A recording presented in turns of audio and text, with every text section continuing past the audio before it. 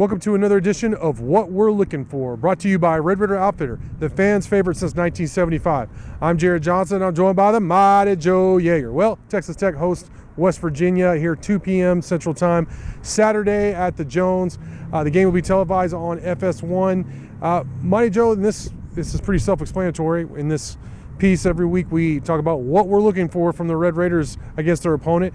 You have two somewhat evenly matched teams, I think. Now, Vegas doesn't see it that way, right, especially here in Lubbock. I think if it was in Morgantown, it would be a much closer spread, obviously.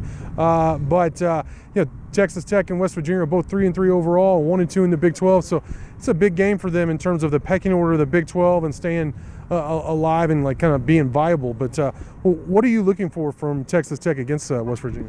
Yeah, I think really, I think probably what most people are going to be really interested to see is if Behren Morton starts, if he does, and how well he plays in the game.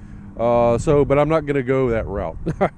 I'm going to go actually with the offensive line and what the offensive line can do in this game, because this is just another one of those major tests for Texas Tech's offensive line. And it's just game after game after game.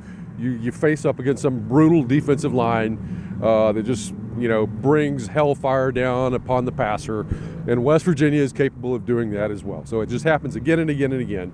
And for the sake of the future, I would like to see the offensive line get the better of these guys a little bit more. Honestly, if we're going to be honest about it, through 6 games, I can't say that I've seen a heck of a lot of improvement out of the offensive line. The coaches, maybe when they look at film, they can see little things here and there. But still Tech is not running the ball that effectively. They're giving up too much pressure. So if there's improvement, it's not enough. Right. So, at some point you want to see that. And here we are at the midpoint of the season.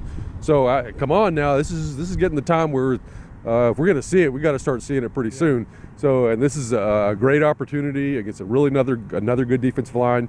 If they can go out there and create some push in the ground game and not give up 4 or 5 sacks, then we could say, okay, this is a little something to build on. And, I wouldn't mind seeing a little bit of personnel change as well. Why not give Ty Buchanan a shot? Really, what do you have to lose at this point if your left tackle is not doing the job? Presumably Ethan Card is just not going to get on the field for whatever reason. I'd like to see it. Yeah. That's kind of inexplicable. He was a very competent tackle and offensive lineman for Texas Tech last year. What do you have to lose here? But that doesn't seem like it's in the cards, so to speak. Right. However you get it done, I would like to see better play out of the offensive line. Yeah, and you got another Stills kid at West Virginia. It seems like they had the two brothers Coach McGuire mentioned earlier in the week.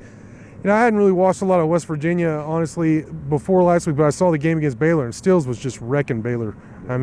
How long are they going to have? This is it, right? This is got to be the final year. They have like a cousin or something like that.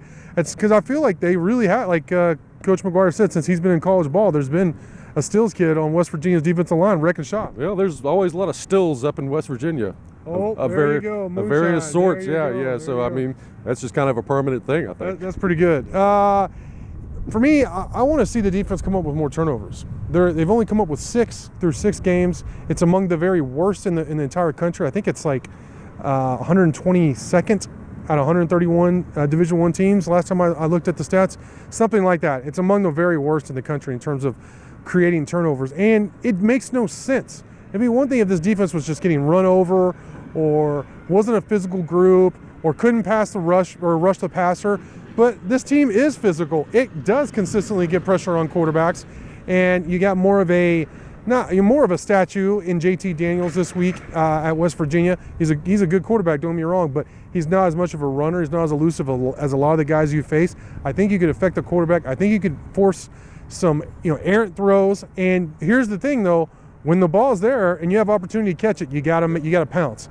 And that's really been the problem, because there have been a lot of opportunities to come up with interceptions that were just dropped. So they got to pounce. They had the whole take three thing, Mighty Joe, coming into the season. That obviously hasn't materialized. And actually, Coach DeRuyter, the defensive coordinator, Tim DeRuyter, said, look, these things can happen in bunches.